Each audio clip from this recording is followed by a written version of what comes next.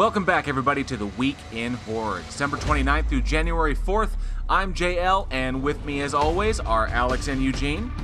Hey. What's up, everybody? All right, now, as we close out this year and this decade, we want to take a quick moment to thank every single one of our listeners for helping us to make Week in Horror the absolute best that it can be. With your feedback and support, we have grown, we have expanded, and we keep getting better at what we do week in, week out. Each and every one of you has made this journey an incredible one for all of us, and we love you all for it. We want to thank you so much for everything. Yeah, thanks, guys. Thank you so much. Yes, thank you so much. We wouldn't be able to do this without your support. Well, again, thanks to our listeners' support. This week we have something truly amazing to announce. This Week in Horror will debut our first special guest and our first Week in Horror After Dark. We'll break down After Dark a little later. So let's introduce our first special guest, horror director Matthew Mark Hunter. Hello. Hey, Matthew. How you doing? Hey. Thank you so much for being here. Thank you for having me on.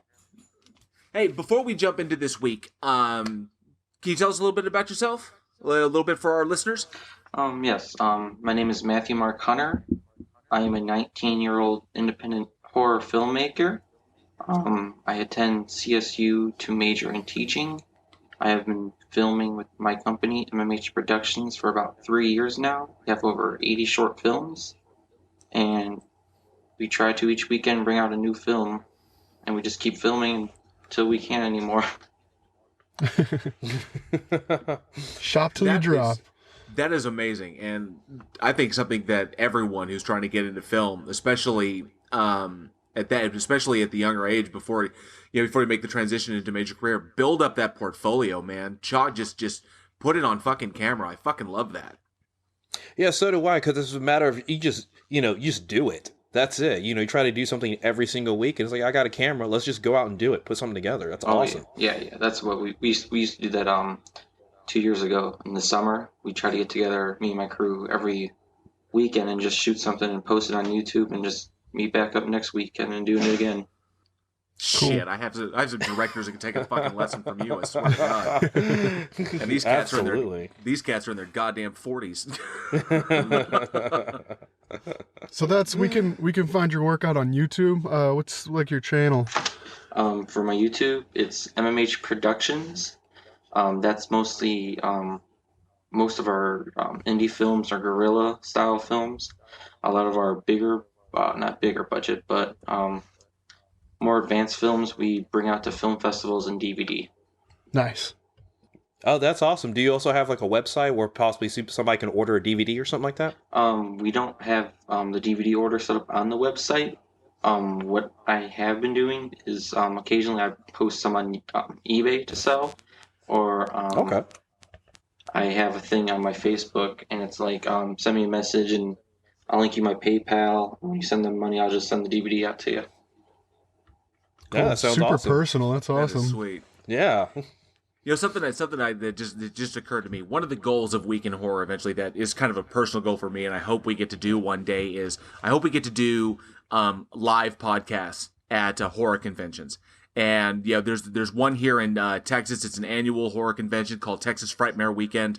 Back in my press days when I was doing journalism, film journalism, I would go out there and I had my press pass and go talk like this. But it's a massive experience. 3 days of just nothing but horror. They always have the best people out there. I mean, I've met every horror legend you can imagine, because they managed to book the best talent and the biggest horror icons out there. I hope we can do this podcast live out there one day. Have you ever thought about, Matthew, going out and hitting one of those, having a booth at one of those? I've had a booth at some around my area, Cleveland. I do go to Horror Hound Weekend about almost every year, and I've been looking at Days of the Dead, but I usually attend Horror Hound Weekend or some that are just around Cleveland, or like small things. That's awesome. Really cool. That's very cool. All right, well, we are going to spend a bit more time talking with Matthew after the show on Week in Horror After Dark. So should be sure for our Patreons, be sure to check that out. And what do you say? Let's get on with the week. Oh, yes. So we got our very first movie we're talking about, which came out December 29th, 2000, right? And it's based off the making of one of my personal favorite horror films, Nosferatu. And the film is Shadow of the Vampire, right? Directed by Elias Moorhead, starring John Malkovich, William Dafoe, Carrie Elves, John Gildet, and Eddie Izzard, and an awesome, very diverse cast. I'm sorry if you look at that. I don't mean to interrupt, but just fucking Willem Dafoe, Willem Dafoe, dude. John Malkovich, and motherfucking fucking Eddie Izzard. Eddie Izzard, dude. all in the same place. That must have been. I love that. That must have been a nuts set to be on. Just totally. God. Just even having John Malkovich and Willem Dafoe in the same room would have been just amazing. I'm like surprised the universe didn't explode at that moment. That is a divide by zero moment. That's nuts. And basically it takes place in 1921, and it's kind of based off the true story. A little bit about Nosferatu is it was originally supposed to be the first film adaptation of Dracula off the book, but after the film was made, they weren't able to secure rights to Dracula because the author's wife was still alive and she didn't want it made. And so they just changed the name to Nosferatu. And it was like, yeah, we're going to create it, but it's basically like Dracula, like straight up, like from the book kind of thing. And so they just they're basically going through the making of it. And it's kind of like, what if the actor was a real vampire? Oh. Twist. What?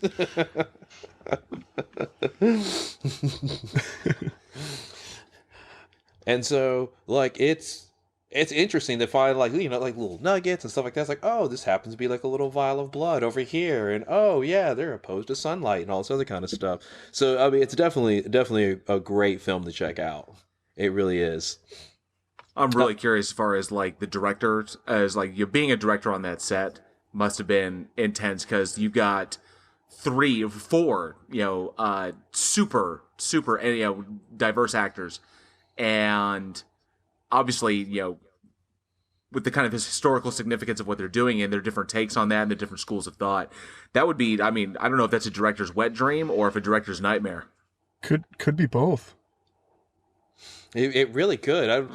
It's like they could kind of like work off each other like really well, or be like, maybe they keep going in different directions. I don't know. Yeah, I don't know.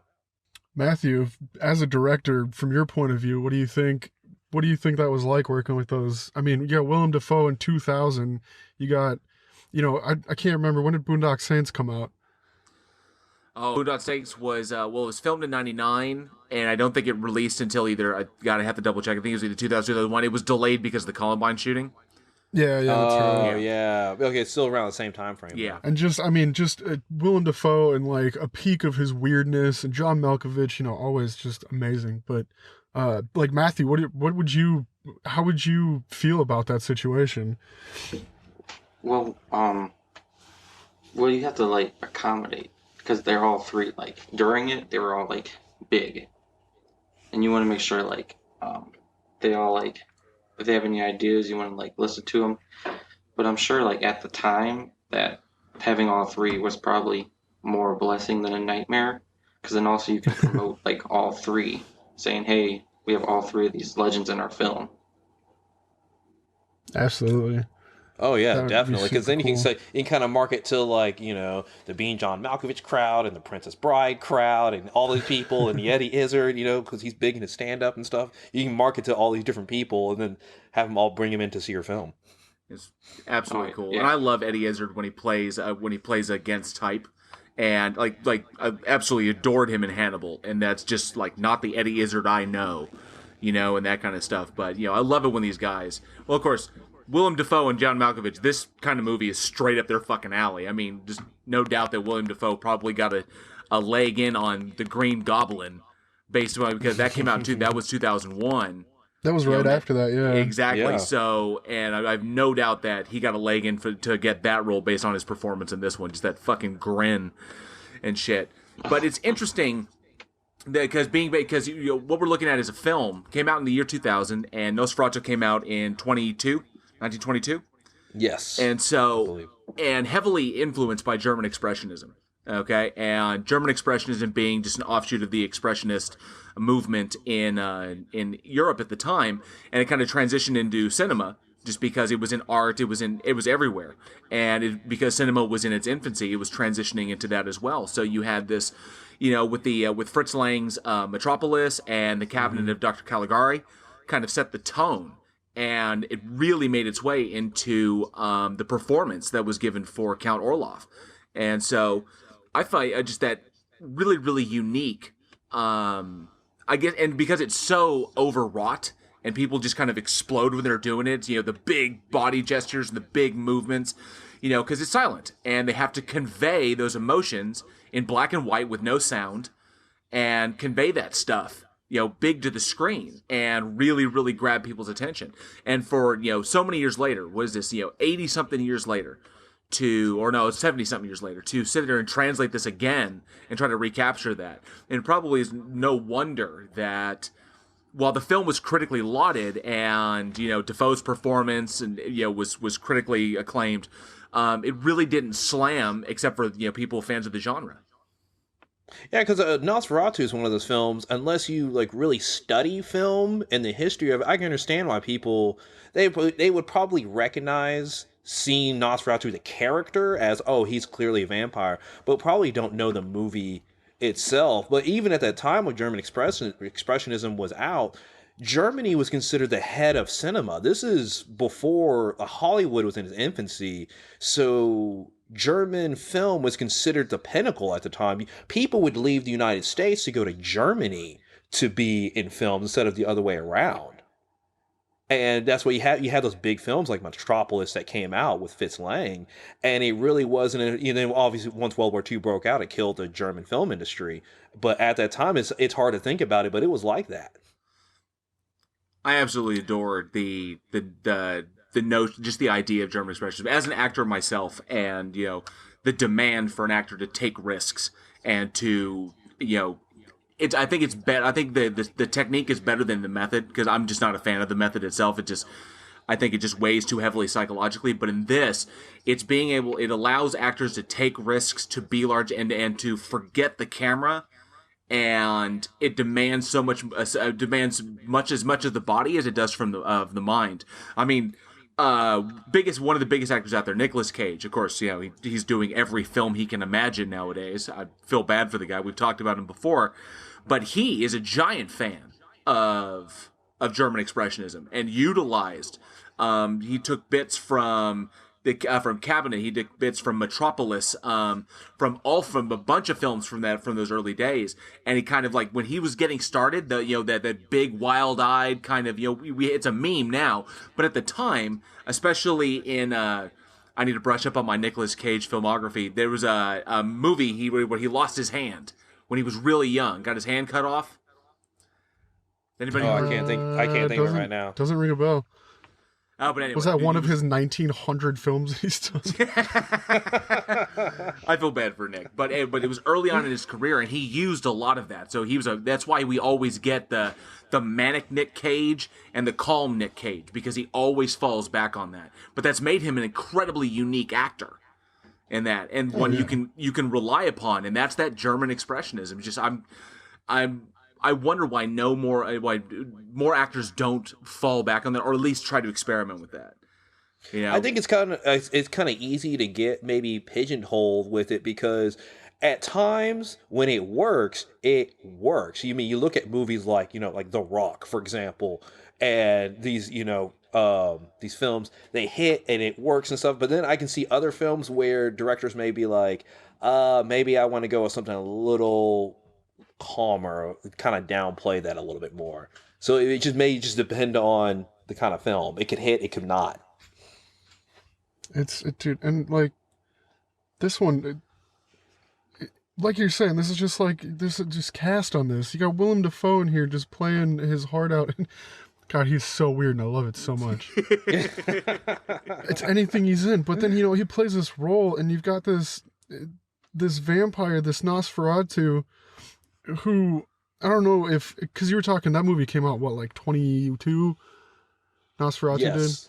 And so you don't really hear that word a whole lot. And like, so then you get this creepy, I'm trying to remember this one movie I saw they portrayed it really well, but you get this creepy Nosferatu, and that's like, he played it really well, but I don't know if you guys know the backstory on Nosferatu, but the Nosferatu were like one of a clan of vampires that were pretty much like servants, and they were snitches essentially. They would gather information and they would collect people and names and all sorts of stuff and bring them back to whoever they were dealing with at the time. And I think he portrays this role in this movie just fantastically. They really covered, I mean, I'm trying to think of the one scene where he was talking about Dracula and how the book made him sad. And you just reminded me of that. I was imagining that scene. And he was like, when he was talking to Albin, and Albin is like, I think you missed the point of the book. And he's like, no, hold on, let me explain this, and then just like rips apart this. But he just cares so much, this Nosferatu. They're so like loyal to the organizations that they work for, and this movie was really good. I really liked the performances in this movie. It was great. Yeah, I really enjoyed it. I love the backstory behind it, and knowing the backstory of Nosferatu, like the film, and watching it, you see like like things kind of cross over and stuff like that. It was definitely really great.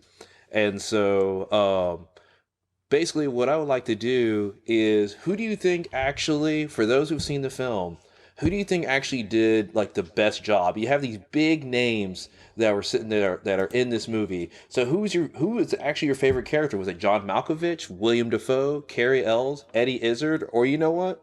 Maybe somebody else in the film? Who actually put in the best performance in the film? Let us know in the comments below. Oh man, I gotta say John Malkovich, because the way he played off of Dafoe and it just summed it all up perfectly. When things are going insane. And you just, in that final moment when he just gets that demand, that he gets that director down, just like, boom, let's do it. And then they, Orloff is like, oh, I was about to kill you, but I guess we can do it like this. And then shit goes fucking insane. And then the sunlight comes in and Orloff just goes up, and it's just fucking chaos and all like that. And he's just standing there like, I think we got it. I think this works. And I was like, yes. Oh, cool. All right. I was panicking, but John Malkovich told me it's okay. We're good. We're good. We're good. Make it work. I gotta. Cool. I want to ask Matthew real quick. Matthew, in all of the short films you've done so many. Okay, I looked in your IMDb. It's very, very impressive, and I have to ask, all the actors you've worked with, have any come up like been touched on that kind of weirdness, that kind of old school interpretive or expressionist acting techniques? Have you run into that, or has it all pretty much been cookie cutter acting, film school stuff? A lot of it was cookie cutter film school, but a lot of like my main actors, we use them, and they've never been to any kind of film school. They didn't know anything. They're my friends, and we just started. And then as we kept going, they just kept getting a bit better. But we had this one when I used to go to film. One of our actors was like all in depth with all the old style, the creepy vibe. And when he did his performance for my version of the Telltale Heart, he really like captured it, and you could tell like even like watching it, it was like a little bit weird. And then we had like for one of my another one, Puppets. The dad who had to act like he had to act like a drunk, but the way he like was performing, like most people behind the camera were like, "Oh, he's really creepy and good at what he was doing." Like it was like, whoa, like we were really shocked. I mean, that's kind of cool. That when you're into like a profession like that, you surround yourself with like-minded people and stuff like that. But that's cool that you could find people close to you, like friends, that ended up, sharing your passion with you, if you will, and just having somebody that and then they grow. Like on this podcast, we started out as just a few a few people, and now we've kind of grown to a following, and it's cool that you can have those kinds of people close to you, and it's cool that you found that talent right next door. Oh yeah, that's how Sam Raimi kicked it off. Yeah. It was all people that he knew in school and people he'd grown up with, and they were like, "Hey, let's go to the fucking woods in the middle of nowhere, in the cold, and shoot a horror movie." And they're all walking with him like he snapped. He's gonna fucking kill us. This is how it's gonna end. This is it. But that's awesome. Yeah. So one thing I've always done as a director is I'm a huge fan of casting people against type. I love taking people out. I love taking my actors out of their comfort zones. I did one short way back in the day that starred had 3 actors in it, and the 3 actors, one was Angela, my wife. She's now my wife, but at the time, we weren't even dating it. So I cast her in it, and she's a very bubbly and very sweet and very effervescent individual. But in this one, I wanted her to play a stone cold, just callous bitch. And then I cast this other guy who is like this this guy named Brandon. He's this huge, muscle-bound, just jock, meathead dude. That's just who he is in real life. But I cast him as an invalid brother, like mentally disabled. Nice. Okay? So I cast him as that, kind of like the Lenny, but maybe even dumber. And then I cast this guy Chad, who is this really, really cool. He's kind of a laid-back country dude.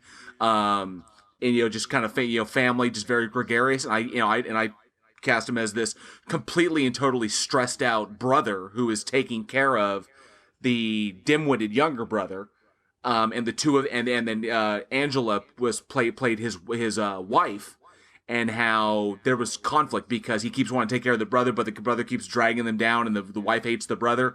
And I cast the 3 of them together in this short, and immediately when you put people like so far outside their zone, sometimes they just land square on. It was one of the best things I'd ever cast, and I fucking loved it. So I love doing that. Watching them squirm for a minute while they're reading it, and they're like, "How the fuck do I do this?" And just seeing them just take risks and just kind of bend to it. I fucking love watching that shit. Sometimes it works. Sometimes you create a Nick Cage. Whatever. Yeah, exactly. Creating a Nick Cage is not necessarily a bad thing. Depends on what time we're talking about here. Sorry, man. We give Nick Cage a whole lot of shit. If he ends up listening to this at some point, he's going to be like, "These motherfuckers." Then next week he's on our podcast. Hey, so I got a bone to pick with the 3 of you. Oh God, we're starting flame wars, podcast flame wars. Oh no. Cool. All right. Moving on in the week, we're going to go into the way back machine again. And we're going to go back to December 31st, 1931 with a little film called Dr. Jekyll and Mr. Hyde. This one, this way back, man, 31. It was such a good year for these old black and white films. And this one casted Frederick March as Dr. Jekyll, and then obviously Mr. Edward Hyde as well. Miriam Hopkins, Rose Hobart, Holmes Herbert. You got some pretty unknown names in here, a couple of pretty big ones though. This movie, I mean, being old, obviously, but being the one of a kind movie, Dr. Jekyll, he makes his potion and it transforms him into this alternate person, Mr. Hyde. God, Dr. Jekyll, Mr. Hyde. Say that 5 times.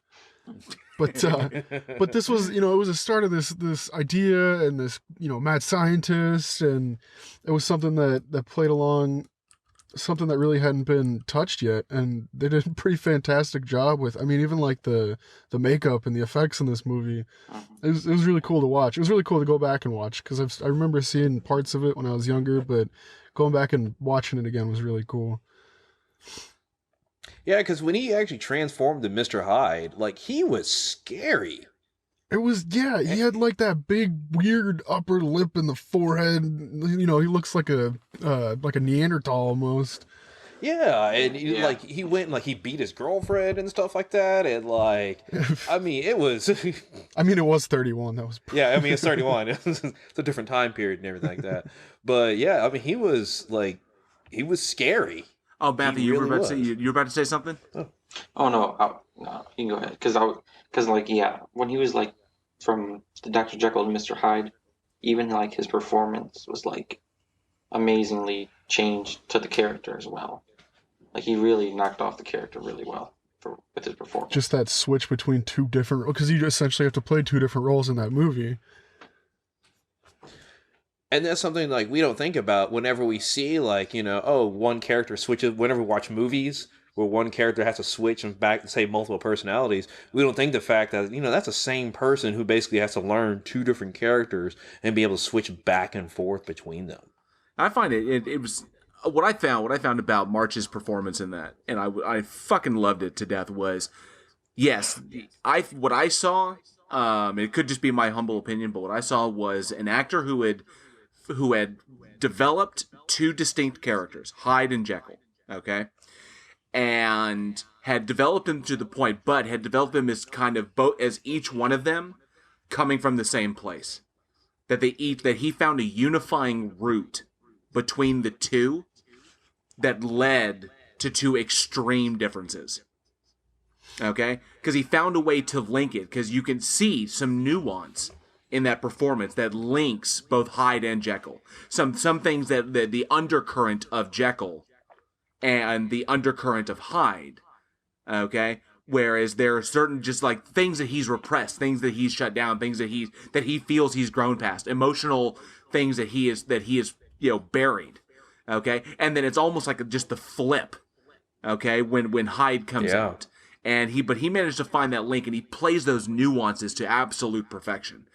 Just saying, wow, I can legitimately believe these are two separate individuals, but I can legitimately believe they both came from the same place. Okay. And yeah, that's you're mixing together. You got to keep certain elements of each character and the other. You can't just have this transformation. It can't be completely different. There's got to be those like, in the way that he like picked these like mutual traits and kind of stuck them. There was just things that you could see in Hyde that you would understand that came from Jekyll, or like, Jekyll would have these moments where it's like, wow, okay, I can see why that would transfer over into this Hyde. And just being able to play into that, and the amount of work, and I mean, you got to really you get to go into yourself and find a dark side to your light side. You get to separate those two, and then you get to balance them. And it's really cool to watch that happen in such an early film too. It really is, because basically, like, the Mr. Hyde represents all of our basically everything we want to do if we had no inhibitions, kind of thing. The Right. Dr. Jekyll is the proper gentleman that we all should be in society says that we should be, and Mr. Hyde is like everything from that. If society broke down and there are no consequences to actions, then the Mr. Hyde comes out. That's interesting. To say we Freuded this out, we'd actually say, because I know that Freud has been debunked, but in the Freud model, we'd actually say that like Jekyll is ego, okay, and Hyde is pure id.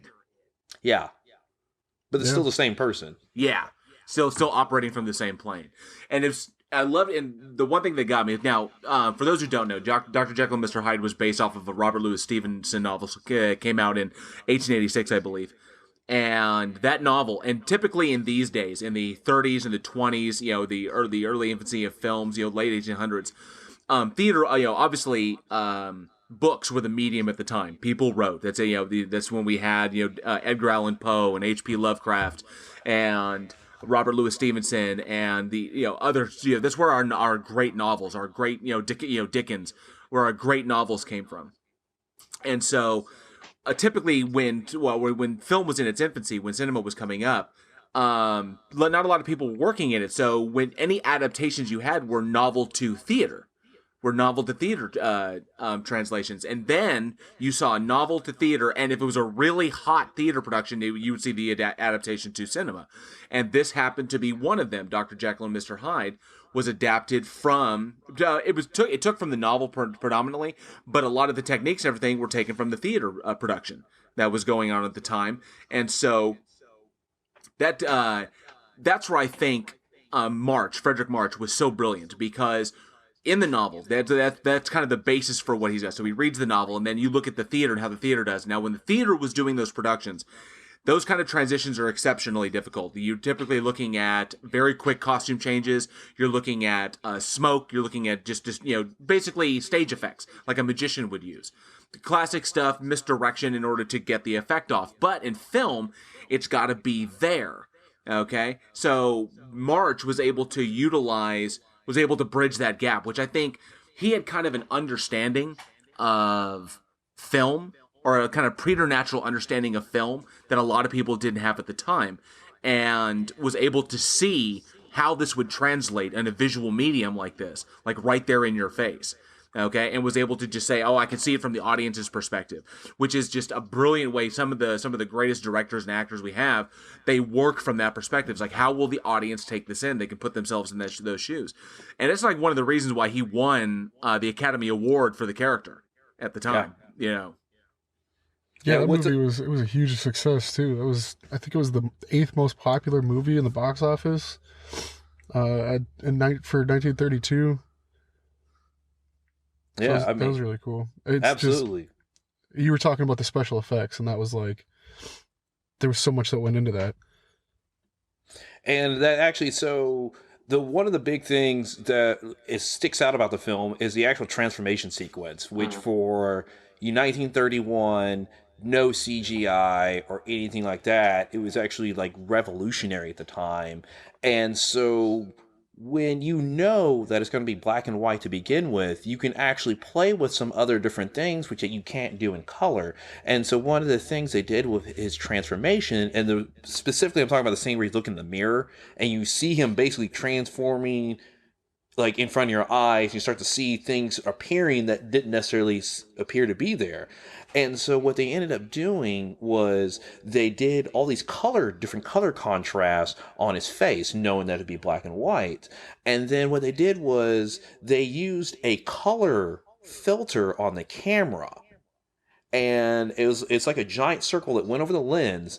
And as they rotate this filter, it would change color, almost maybe think of like a spotlight or something like that. So they would rotate this thing, and it'll go from red to blue to green.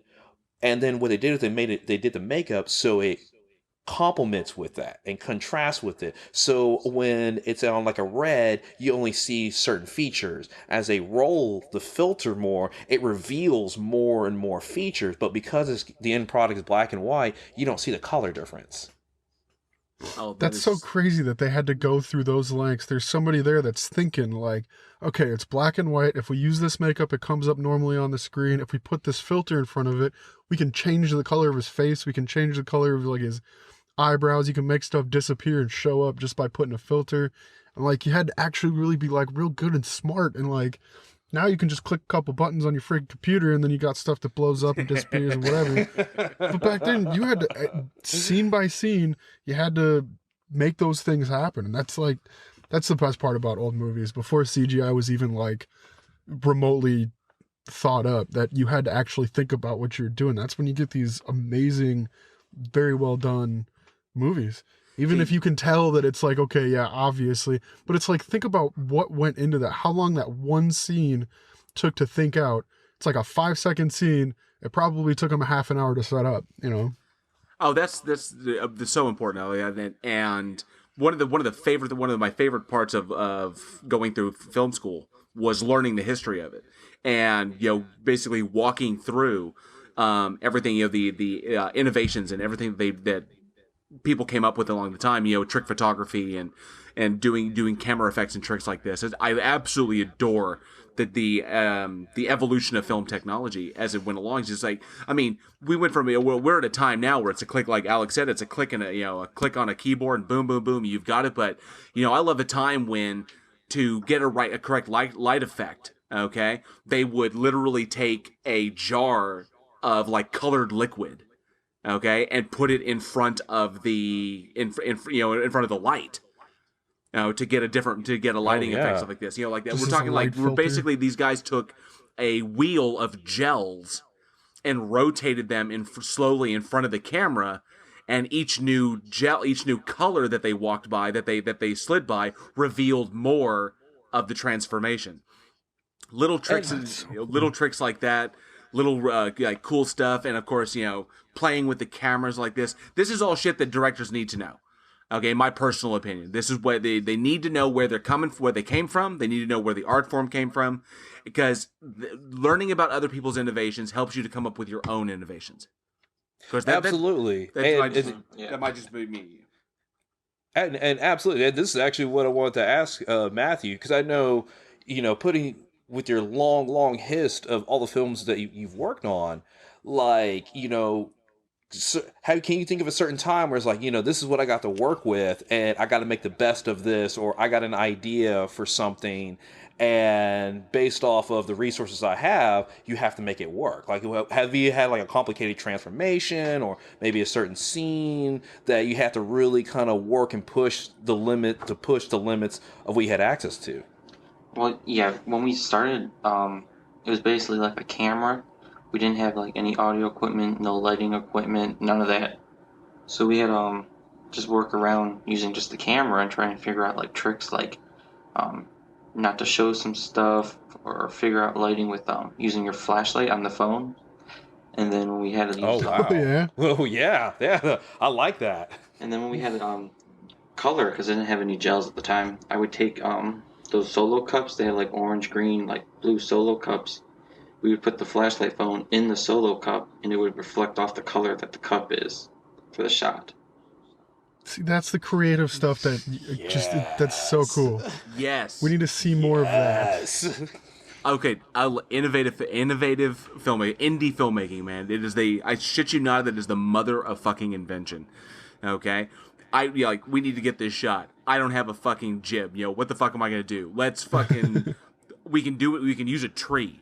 Okay, or whatever you got. You hang upside down by your legs, and I'll hold you. I've got nylon rope, and I've got a tree that's about the right height. That's how we're gonna do this. And I've done that. It's like, well, we have a tracking shot that we have to utilize. We want to film the car. So I'm literally, we did this one time in a web series that I did in City Infernal. I was hanging out of the back of my wife's Yaris with the Canon. Okay, because basically, so we were driving through the shops at Legacy, and I know you guys are familiar with that, but we're driving around the shops at Legacy. It's this kind of compact little living shopping area, Matthew, because I know you're not here in Texas. But anyway, we're driving slowly around these streets. It's like it's like 8 o'clock at night. Okay, everything's lit up. There's people everywhere. I'm in the back of the Yaris. Okay, with the back trunk lid up. I'm hanging out of there with the fucking Canon, filming the vehicle behind me. Okay, as we're trolling through the streets. Okay, and I was like, because I don't have a camera rig. I don't have a car rig. I can't do that. So I'm like, yeah, keep it steady and shit. Try slow. And then we cut out the times where she had to turn, and I'm like flopping all over the place. So definitely. Wait, you were in the trunk of the car? Yes, of course I was. Oh my god. I don't know if TLC was ready for that when they made the song Scrubs. Hanging out the trunk of my wife's ride. Trying to holler at me. But yeah, that's super Scrubs, fun. nobody? And then, of course, my absolute favorite. And do not, any filmmakers who are listening to this, I preface this. Don't do this. Don't do what I do. Going into areas where you do not have permits and filming on them. I absolutely I fucking adore that shit. I love doing it, and it's really, really dangerous. I don't recommend anybody do it, because you can get fined. Sometimes you can get arrested. Sometimes the owners come out and they scream at you, and you're like, "What are you doing on my property?" Yeah, it's happened before. I heard. What'd you do? So we were shooting like back-to-back films for like a Saturday. So we shot something in the morning. We were done shooting. We decided to shoot another small thing afternoon, and then night came, and we're like, what do we do with the stuff we have? So my friend's backyard, it's like a connected backyard, but we didn't know where the cutoff line was at. So we're getting like a cult type of thing ready. So we got like body parts in the backyard. We have candles lit, or like in a circle. We're all like wearing black. Then we hear the backdoor neighbor come out and like yell at what we're doing. And most of the crew, like, they flipped out and they just ran like away into his house. So then they come over and they're like, they're knocking, like, what were you doing? And we're like, we're just filming a movie. And they're like, this is our backyard. And his mom told us at the time, like, hey, this is our property. It wasn't theirs. But because it was nighttime, they couldn't tell. And then they're like, we're going to hold all your props and your camera with us until his mom calls or something. And then I had to like tell him like, hey, like gave him my card and said, look me up. I'm not like nothing. And then like half an hour later they came back with like my camera and they said you can get all your stuff now if you want. I'm like, oh, thank you. But yeah, it's Wow. Wow. The worst that ever happened to me is I had we were filming in a field. We were filming a fight scene I choreographed in a field, like just a big ass empty lot. And we was like, come on, this is not a building where it's a fucking field in Texas. Yeah, it's at the corner of an intersection, but we got a nice tree line that can block us. And so I was going to film this fight scene here. And everything was going fantastic. And the worst that happened is like we had the owner came out, saw our cars parked out there. That was probably what it was. We had to park our cars like on the field. And so he came out and he called the cops. And as the police were rolling up, we managed to like throw everything in the air, and I got everything I wanted. At that time, I was literally just shooting transitions and B-roll. So I was like, oh, I got everything I need. So we just threw everything in the car, just like wham, and just took the fuck off. The shit was funny as hell. See, my stupid ass, I would be like, while the cops are rolling up, I would pan over to them and I'd run up and I'd be like, keep going, we're rolling. And just have them jump into the movie. And they'd be like, okay, yeah, stop. We were actually the first film I directed is a parody of the Fast and Furious called The Slow and the Cautious, right?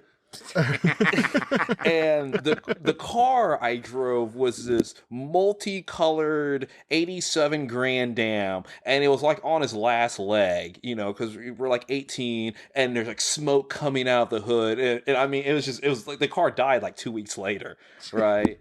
This is an 87 Honda. How dare you?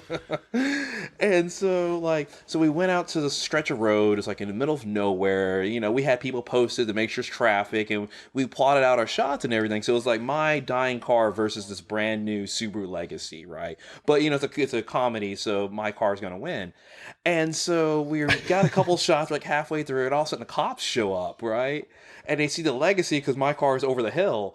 And they're like, yeah, we got reports that you're all filming a racing scene here. And we're like, no, we're doing it for this. Like, well, y'all can't be racing, right?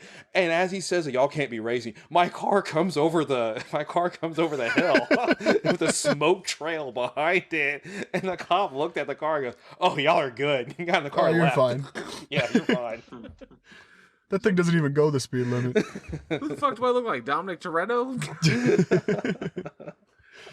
Oh, fantastic man. shit, man. I fucking love filming. And speaking of guerrilla style filming, the next film we're going to be jumping into is, and I always say this, I'm realizing I'm saying that my personal favorites, but that's because, I helped to create the show and I give myself the films that I love. But the next one we're talking about is ABCs of Death 2, the sequel. Came out January 1st of 2017, so pretty recent film. But this is what to say about fucking, there's so many about fucking horror anthologies. Okay, there are so many people that were involved in this. For anybody not familiar with the ABCs of Death, ABCs of Death is an anthology of short films where 26 directors are chosen from around the world, and each one is given a letter of the alphabet, and then it was either a letter or a word. I think they were given a word that starts with a letter of the alphabet, and then they have to make a short film, usually around 5 to 6 minutes, of that word, and it has to be a horror film.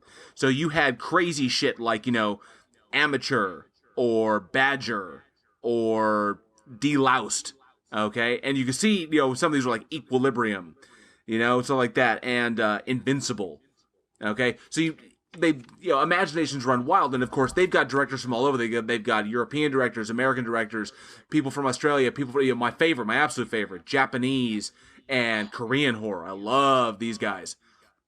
Okay, but this thing sported, like Robert Morgan directed on this, Julian Barrett directed on this. I think E.L. Katz was involved. Adam Wingard, Bill Plimpton did some work on this. There's a ton, 26 different directors, and I don't have time. Don't think we have time for me to get into every single one of them. And of course, these are short horror, so you're not going to get a lot of top name actors in this. Okay, but it's literally just a crazy compilation of global horror, global interpretive horror, which I think is just brilliant. I absolutely love doing and it actually is right up your alley, Matt. Yeah. ABC, when I saw ABC's of the Death the first time, like in a red box, and I'm like, oh, this looks pretty sweet. And when I got it from the library to watch it, because my favorite kind of horror is anthology horrors. I do a lot of anthology horrors, but man, it was because like you have different directors. Like some are like animation, some are like live action, drawn, cartooned, and some are like really fucked up. Like I wouldn't even. It's like yeah. Like and even the second one, like Zygote, like the last one, it's like the mother giving birth, fuck. like the third. It's like, come on now. I don't even know how you. Dude, Zygote was intense. That was a great way to end that series. That movie. Disemboweling, just That one was so fucking gnarly. There's some hardcore ones. You mentioned Matthew mentioned the first one, ABCs of Death. There was a claymation one in that one. Yeah. It's like, no, don't make me go back. No. I think the first one was on Netflix, wasn't it? Yeah, I think it was for a little bit. Yeah, I think I saw it on Netflix. That's crazy. Yeah, but so for you, Matt, what was you? I'm gonna ask this of everybody. What was your favorite out of ABCs of Death 2? There was like I had like a list of like 6 to pick from or 5 because like a lot of them are really good. But like I'd say for like I like Invincible, because that's just like brutally killing the grandma as much as you could to get the inheritance money. But I also like Legacy because when they were killing everyone, it looked really like bad. In that way, I was like, oh, that's pretty sweet because it was also like gory. You got this like monster like killing people in a village. But then like Deleuze had like I love like the guy on the table and then like the bug animated like I guess claymation type bug coming in and like attacking him and eating all the heads. So there's like a huge like variety of like different kinds, and it's like to pick like one out of like so many is like so hard. Like even like for the first one, like T for toilet and like with that claymation and all that, and then you got the dog fight one too. So it's like all over the map on types of horror. But for Pickens, like there's so many like good ones, and then you like Questionnaire. There's like it can go on for how many there are really. Oh yeah. Yeah, absolutely. Because it's like it's hard to pick a favorite. Because like I'll say I liked A is for amateur. You mentioned L is for legacy. It's hard to pick one because there's so many different styles, kind of thing. It's just some are like okay, kind of hit my fancy here, some hit my fancy there. But yeah, there's definitely some great brutal killing scenes. Some are really fucking disturbing. Yeah, really gnarly. Made me question some things about my own life. And then you have the people from like other countries, and their shit's even more fucked up than like our kind of films. Like watching theirs, it's like Jesus Christ, how the hell do you think of this stuff? Like that blows my mind because you get people like the freaking Swedes, and it's like you see these super nice, super happy people, and then you get stuff in these films and it's like, whoa, dude, what? Like, the Swedish people are freaking insane, man. I see that's the greatest shit is because okay, now I said personally, I think the Japanese horror shit is the most fucked up. Okay. Is the most Wires for Youth was, I think, my favorite one out of that. But I love how there's this sick, weird blend of you in everything they do. You can see a sense of their nationalism, you can see a sense of their tradition, of the Japanese tradition, and you can see the effect of Western culture on both of those things post World War II. So you just got this because Japan, it was this this nationalist traditionalist nation, and then all of a sudden they get involved in World War II. We bombed the shit out of them. I was gonna say, then we blew them up. Sorry, and then guys. we helped them rebuild. And so when we helped Japan rebuild, a lot of American influence went into that and began to affect the kind of mentality of the Japanese. But once we were done helping them rebuild, that traditionalist nationalist mentality of the government took back over. So you have this weird amalgam of Western, if you want to call it Western deviance, or Western kind of rugged individualism. Okay, where the government is separate from the person, but then you combine that with the Japanese tradition, like thousands of years of tradition of Japanese tradition, and then of course the nationalist pride getting kicked in the nuts in World War II, and then trying to come back from that, and it really, really affected their society, and it twisted the fuck out of their horror, and you get some really, just fucking mental bedlam with the things that they produce, and then of course. Alex, you were mentioning like Swedish and Norwegian horror and stuff from Europe and especially Northern Europe, and their stuff is based on. I see a lot of their basis on traditional like folklore and legends. Yeah. And they incorporate a lot of that into modern day horror, which makes it really creepy because I think those stories passed down. I think every single one of us pretty much I think we have ancestors that came from Europe. Okay, and then in some way or form, so those those tales kind of resonate with us. It makes them super extra creepy. Yeah, you look at like Grimm's fairy tales or stuff like that, which they get kind of softened as they go and they talk to kids and everything like that. But then at the older you get, you learn more and more. Yeah, Disney. But the older we get, we start finding out more and more about the real like tale, and it's like we tell our kids stuff like this. Okay, parental note: do not let your kids watch this fucking movie. Yeah, don't let your kids. Don't. If you do, I mean, ABCs of death, dude. You'll be doing some explaining for a minute. I was super concerned when I started the first one because it was like you get into A and immediately it was like, this is gonna make me feel funny, isn't it? And then you get down to like, I don't know, like G or F. I think it was F. I can't remember in the first one what it was, but I remember getting about halfway down and I was like, holy fucking shit. Like, what is going on? Eugene, what was your favorite?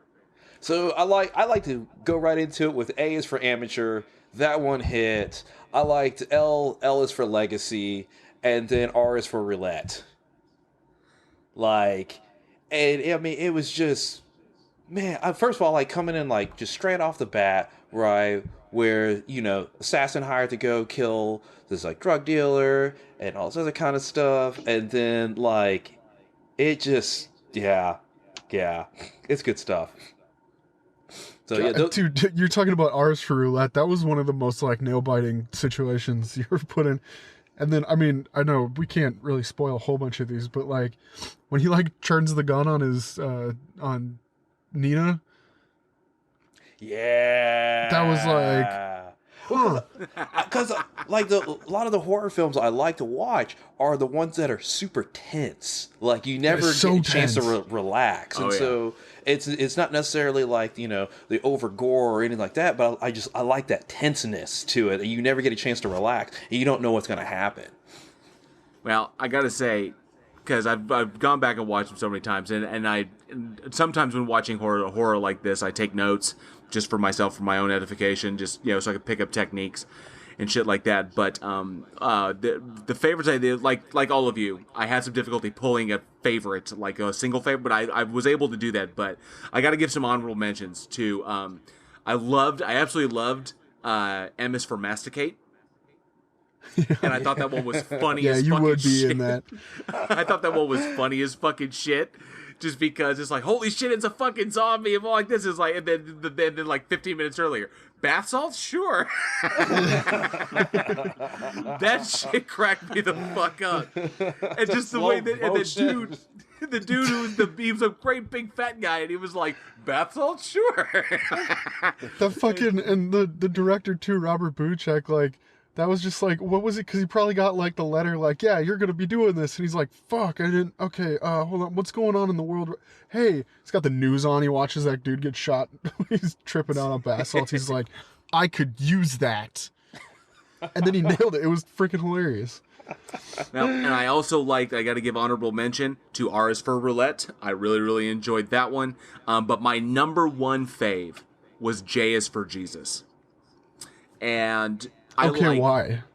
Okay, I'm really, really big into the LGBTQ movement. I'm a big supporter of LGBTQ rights, and that particular one took an issue that I am acquainted with, that I'm very familiar with myself, and put it in a horror perspective. I'm a big, huge fan of any time where real life issues or real life or aspects of real life are given a horror spin. So, like, for example, Buffy the Vampire Slayer is a trope or is a play on the idea that high school is hell. Well, high school is hell, and then let's just throw monsters in there, and then you have Buffy the Vampire Slayer, and the notion of praying the gay away, okay, and the relationship between the two, and then the lover comes back and like that, and then the attackers, the torturers, and shit like that. I don't want to give too much away. Because I'm a big fan, fan of horror being a reflection of today's society. Okay, of the things that are all around us at all times, making what people are numb to or immune to in the real world, and making that scary again. And that's why, I mean, it's probably a reason why I'm a big Stephen King fan, because Stephen King takes things that we often assume are innocuous, and he makes them scary. Well, I like societal things that are brought forward and stuck in your face and put that in that horror spin. And I absolutely adore this one. This one, it resonated the most with me, and I think it would resonate with a lot of people. It's kind of creepy in that respect, and the effects were pretty decent. And I think it wasn't terrible. Yeah, I enjoyed it. It's just the one that struck me the most. There are so many good ones in it, in the entire film, but that one just kind of when I don't know, it just called to me. I thought, wow, this director knows what the hell he has a story to tell, and he told it exceptionally well in the small amount of time that he had to tell it. So the way that you just described that, I have a question for you then. When watching a horror film or producing a horror film, or when you're dealing with, like you said, the real life issues and making it scary, do you like the endings to be like in this one where it's the love is law thing? Do you like endings where it comes out to be like, okay, this big scary thing, this is real, like you said, high school is hell, or being gay in a society where it's just hard to be accepted? Do you like it when it ends in a way that is like a positive note, where the underdog comes up and hey, look, yeah, it's scary, but if you do everything you need to do, you're gonna make it? Or do you like more of a all the way through just terror? I think that's a very, very that's a tight wire. Okay, that's a very difficult tightrope walk, and the reason for that is because your endings typically reveal a lot about the writer themselves, is how they ended, and you can tell. Sometimes you can get hints of their cynicism, you can get hints of their optimism, and how they end a story.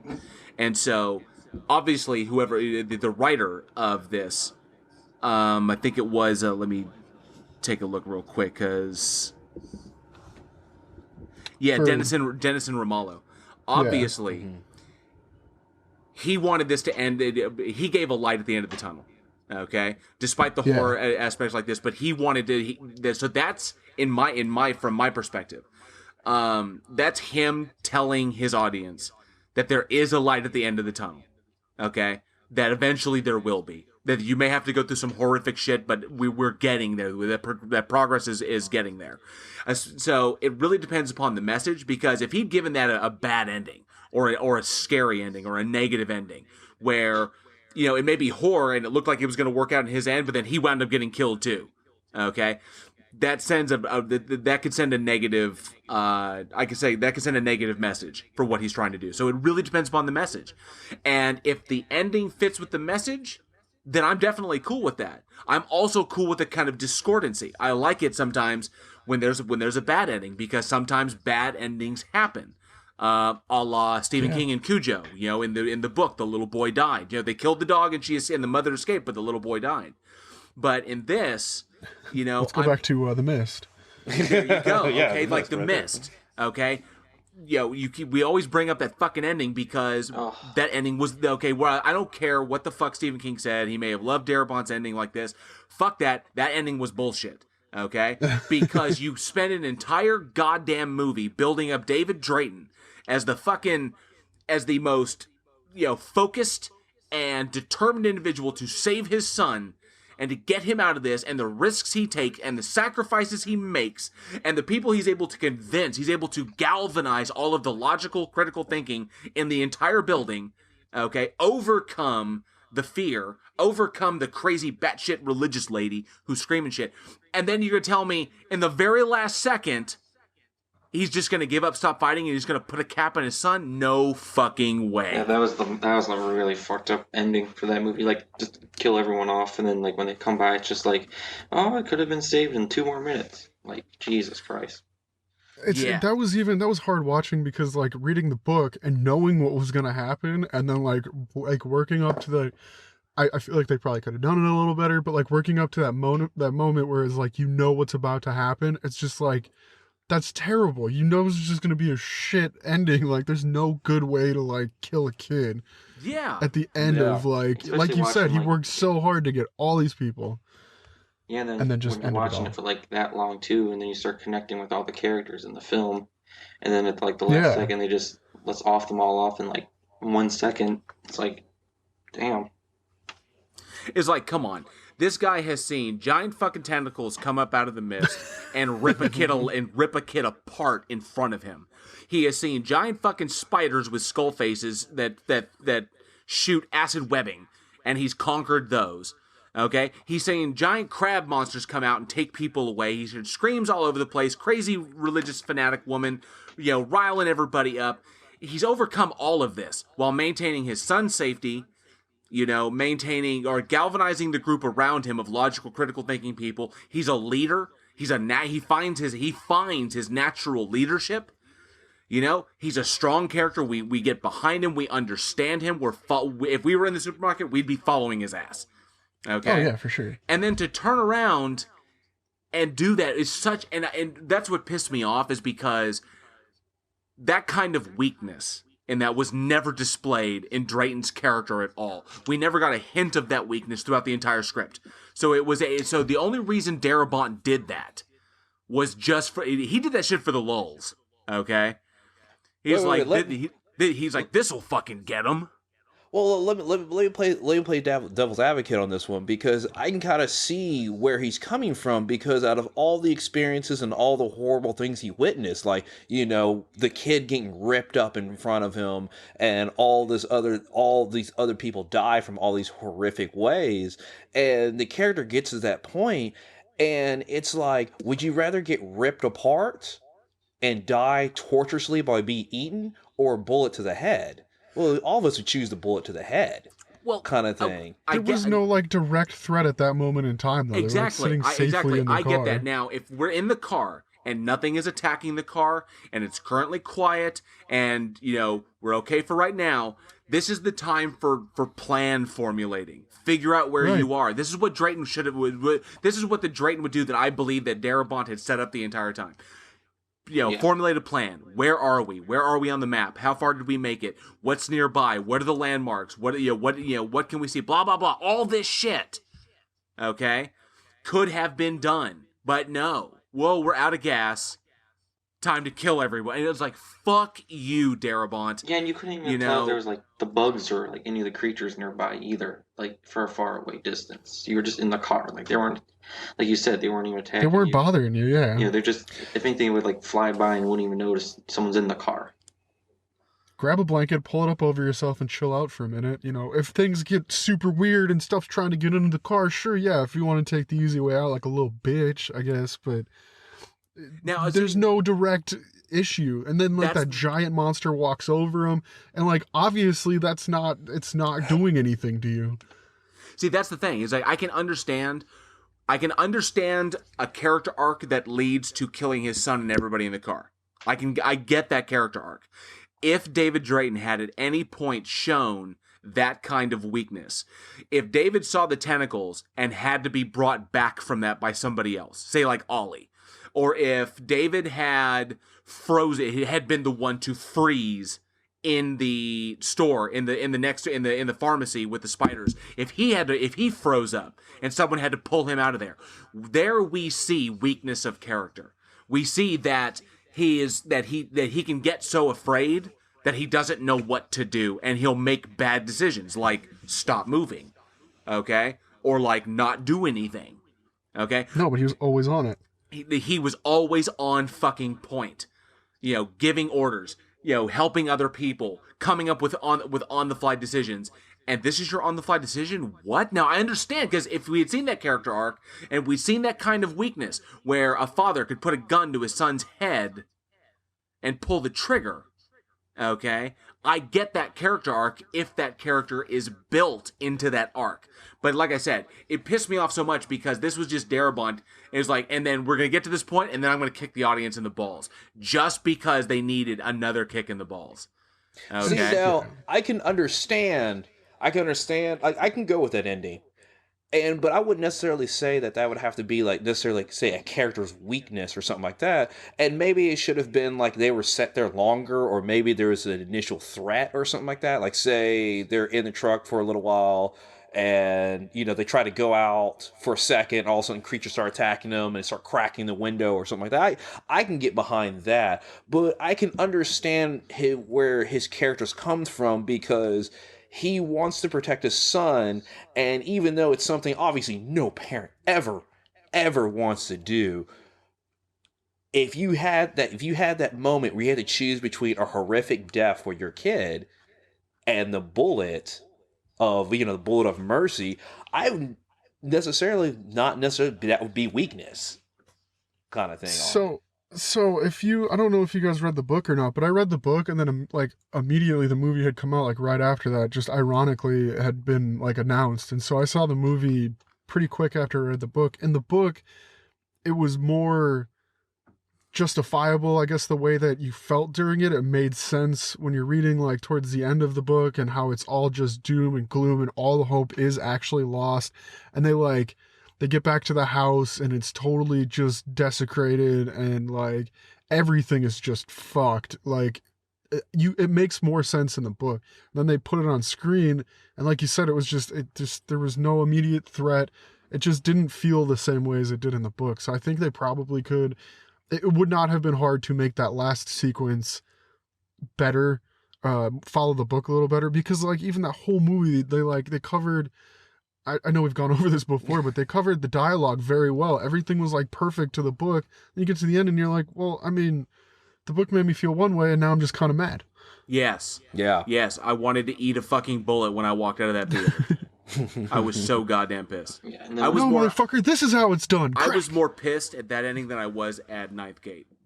So that says something, because that's a whole nother hour we can get into. That's a whole nother podcast that I could shit on that movie all goddamn day. Fuck. Okay, but before we jump into that, I gotta ask the audience. Okay, anthology horror. It's getting so big. There's so many out there. You got VHS. You got the VHS trilogy. You got ABCs of Death. You got stuff like Tales from Halloween, Christmas Horror Story. You got all kinds of cool stuff. So what is your take on anthology horror? Do you prefer anthology horror? Do you see kind of horror going in that direction? As an audience, do we really dig our horror in small bites? Okay, or big horror, big budget horror, like Hereditary or Midsummer. Which ones do you prefer? Do you like your horror in small doses, or do you like big horror in your face? Let us know in the comments below.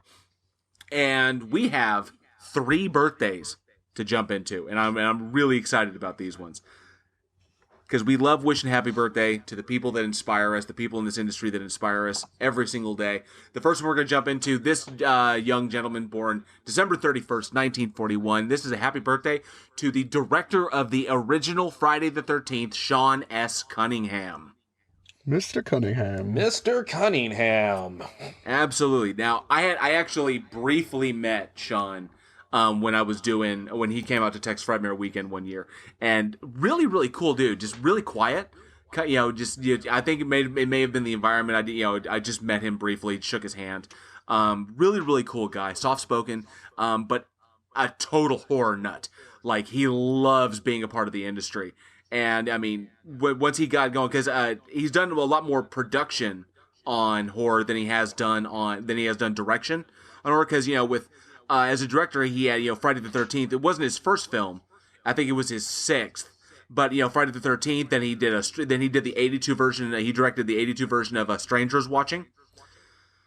Mm-hmm. And then he was also behind Deep Star 6, which is one of my favorite kind of deep sea horror movies. Now, unfortunately, his career has kind of petered out. Recently, he's doing shorts nowadays. I know he got tied up pretty heavily in that legal shit that went down between him and Vince. I had his fucking name. The writer of Friday the 13th. And there was some mishigas that went on there, and trying to figure out who owned the rights to Jason and shit. But he started out, he was strong, and he's done a lot more did a lot more production. He was a producer on House 2 and the original House. Obviously he's a producer on Friday the 13th and Deep Star 6, the horror show. So Jason, he was a producer on Jason Goes to Hell. It's a lot of the Friday the 13th, because he was producer of the Friday the 13th, the 2009 version, and Jason X, and Freddy vs. Jason. Yeah, the dude fucking is so attached to Friday the 13th, and I know that even with the transition from Paramount to New Line, I mean, he's pretty much followed it along, and he was behind The Last House on the Left, which came out in 2009. But unfortunately, I think it's a shame. The guy's a horror legend. I think his career is kind of winding to an end. But I hope he's able to churn out a few more in his years, in the years he has left. Yeah, absolutely. Definitely get back. It kind of looks like he has a couple of shorts coming out, like In the Death Room and The Music Teacher. So that they're both in post-production right now. So hopefully we'll start seeing a resurgence from him. Definitely. I'd love to see his take on. I'd like to see him do a little bit more with Jason. Hopefully, he can get involved in another Friday the 13th film. It's difficult, I know, with all the shit that was going on. I know that stuff with the writer was recently settled in court. So, but maybe we'll get another Jason film before we lose Sean. But he's good. He's got a few years left in him. I'm hoping he can see a small resurgence. We can get some good stuff out of him before the end. So happy birthday, Sean S. Cunningham. Happy birthday. Happy birthday. And the next birthday we have is a monster birthday. Right. I mean, you're talking about somebody who's been knighted by the Queen. Born, I call him Sir. Born December 31st, 1937. We have a happy birthday to Sir Anthony Hopkins. Hannibal Lecter himself. The man, the myth, the cannibal. And so first of all, right off the bat, the biggest one in horror is going to be, Dr. Hannibal Lecter in Silence of the Lambs, which was, according to American Film Institute, the #1 villain in film of all time. Oh, God, yeah.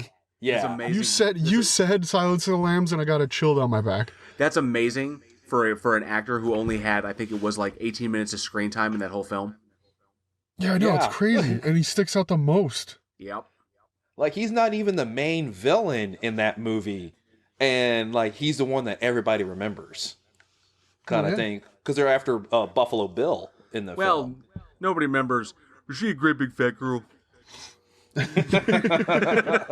Put the lotion on the skin, or it gets the hose again. Or else it gets the hose again. It puts the lotion in the basket. And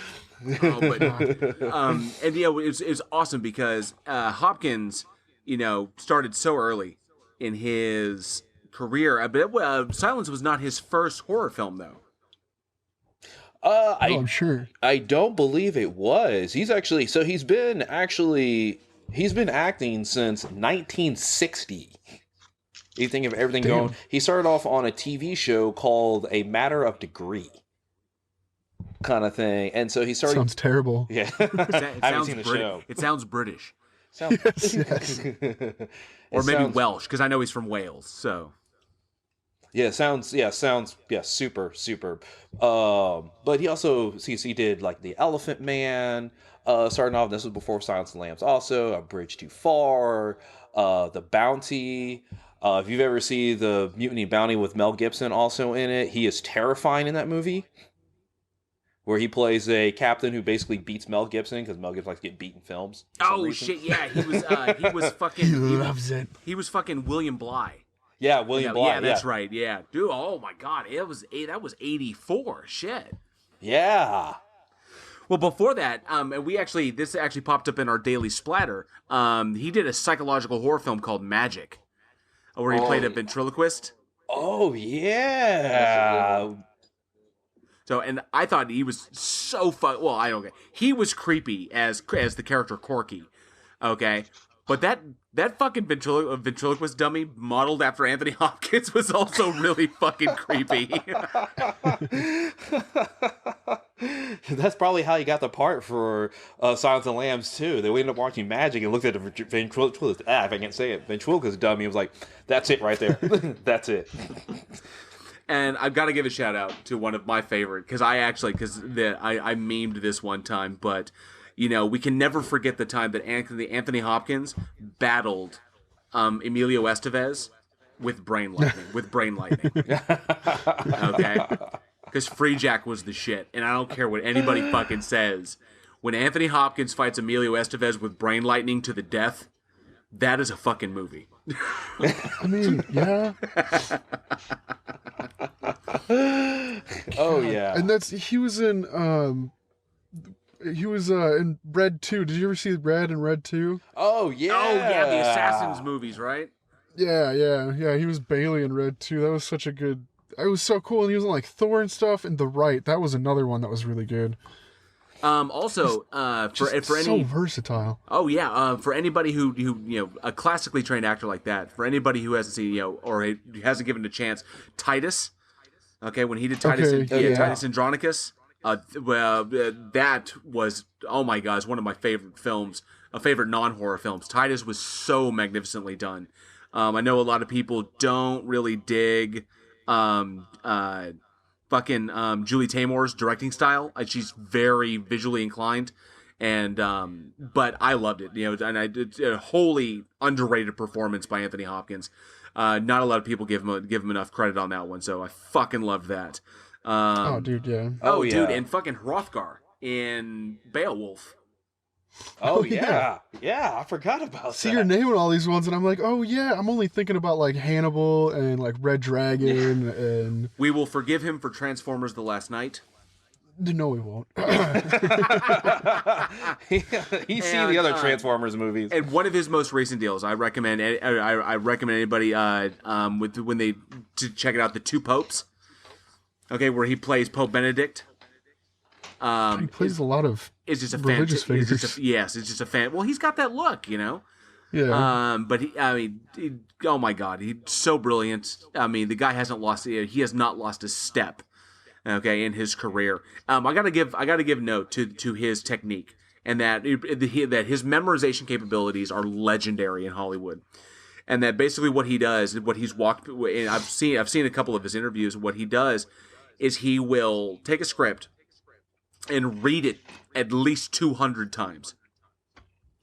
Okay, until he's got it perfect. Literally, that's how he cements it in his memory. And then he goes out, he does the performance, and once he's done, once the boom final call, and then they've wrapped the film, it literally all goes right out of his head. And because one of the funniest things I've ever heard him say, it was like he could not, other than the scene, other than that, he couldn't give you a line out of Silence of the Lambs. Like any of the old stuff he's done, he couldn't give you a line unless he read the script and gave it to you, because that's just the way his brain works. Is that the script goes in, he hammers the script in, and then once he doesn't need it anymore, it goes right out the door. It's like cramming for a test. Yeah, and he just moves on to the next thing.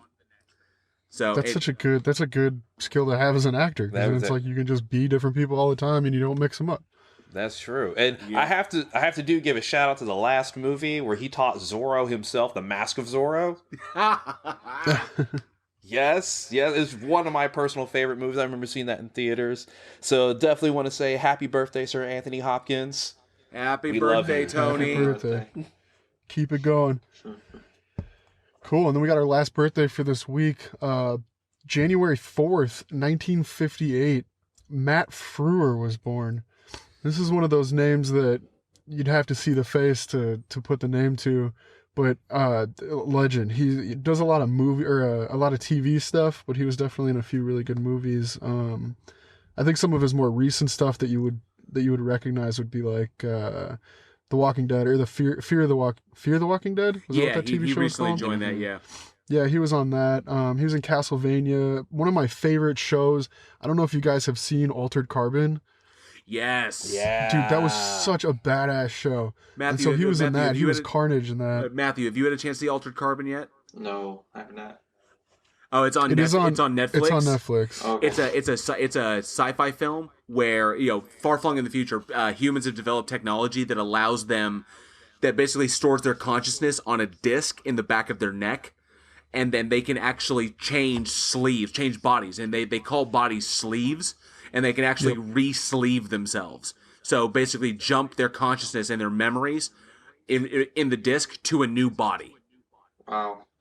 God, it's such a badass show, dude. It's fucking sick. It is a really... And they got approved for a second season, so I can't wait for, because a premise like that, you can change your lead actor in the series every season. Because people could just keep changing bodies. And they're playing the same character, but a different actor. And it opens up so much, but a really, really cool neo-noir sci-fi. It's so film. noir, dude. It's dude, so that cool. hotel was fucking sick. Yeah, it was. The hotel was awesome. The holographic bartender. I don't want to spoil it for Matthew. That hotel was awesome. Oh, so good. But and then did you ever watch the series Timeless? Oh, I haven't. Oh, I remember. So he played in that one as Anthony Brawl, and so he was like one of the main bad guys in this whole thing. But that movie was a couple of people through like one of the CIA or whatever organizations, they can go back in time and like kind of mess with history, rewrite history so that things like turn out. But that was a really good show. I didn't actually end up watching the whole series, but the 4 or 5 episodes that I watched were really good, and he was in those.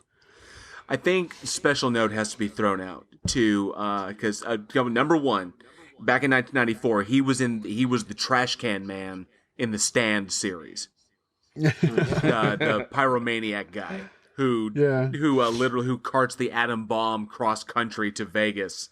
He has this scene where he comes up and he's all fucking melting and shit. He's like, so it was just a classic thing for Matt Frewer because he delivered the character actor who delivers stuff like that all the time. He was also he was in the show Eureka. Yeah. One of his best character roles, one of his best continuing characters. Often he only gets like small arcs. This time he got to run a character through the entire series, which is a lot of fun.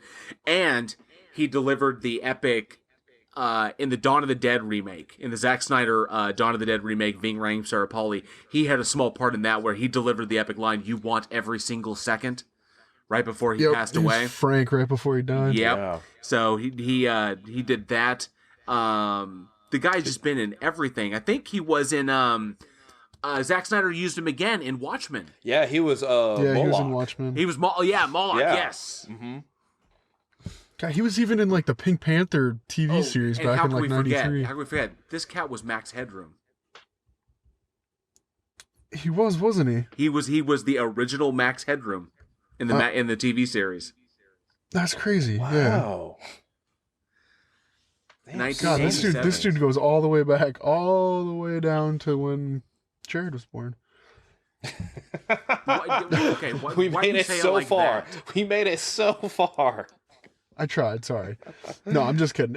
He's been pumping stuff out on TV, and that's the thing is, like I said, you'd have to see his face. If you look this dude up, you'll see his face and be like, oh yeah, he's the villain in this one. He plays a lot of villains, but. Or just kind of like, the creepy henchman or like, This dude, he's just everything. Yep. Anything. Miami Vice, Sesame Street, like Gargoyles. He was one of the four horsemen in Supernatural. Supernatural. Yeah. He was Pestilence. Yep. So yes, an awesome dude. I fucking love it. Every time it pops up, I just delights me because I know he's gonna give something really amazing. Oh, absolutely, all the time. So yeah, awesome. Thank you, Matt Frewer. Happy birthday. Happy Keep birthday, it running, Matt. Happy birthday, Matt.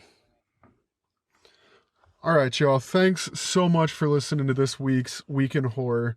If you guys have any feedback, comments, concerns, questions, anything at all, drop it in the comments on the podcast that you're listening to or on our Facebook page. We also have a email that you can send us directly to weekinhorror@gmail.com. Check us out on iHeartRadio, Spotify, Google, Apple Podcasts. You can go to anchor.fm and get us there. Definitely go to Facebook, facebook.com/weekinhorror. Get your daily splatter. It's a little piece of horror history every single day. Tonight we will be doing our Week in Horror After Dark. We'll be hanging out after the show talking to Matthew here. We also just dropped our episode with our bloodbath. And I won. I won that. Don't spoil I won that You're debate. gonna spoil it, man. Spoiler alert. Yeah. Damn. So we'll be doing our bloodbath and our after darks, and we dropped that first bloodbath for you guys. We're gonna be putting those on our Patreon, so you can go check out our Patreon, subscribe to that. Your support means the world to us, and we definitely are going to be able to keep this rolling with y'all's support. Thank you so much, Matthew, for joining us tonight. Thank you for having me. Absolutely. So it was a pleasure. And is there anything before we sign off? Is there anything that you want to plug? Anything you got coming up? Yeah, to see more information, we're always posting new videos on YouTube. Just type in MMH Productions and you'll see a picture of a guy with like a typewriter. We also have all our updates on Instagram at MMH_productions, where we update that daily on how our films are going and film shoots. Since right now we're also working on about 3 feature films and like a few short films at the moment right now too. So we're always posting new things and we're always keeping busy. Awesome. Cool. All right. Well, ooh, that one ran down the wrong pipe. Well, thank you again, Matthew, so much for joining us. And thank you again to our amazing listeners. We simply can't thank you enough for your continued support, because we could not do any of this without you. From all of us at Week in Horror, have a bloody good new year, and we will see you back in 2020. Happy New Year, all. Happy New Year. Happy New Year. Happy New Year.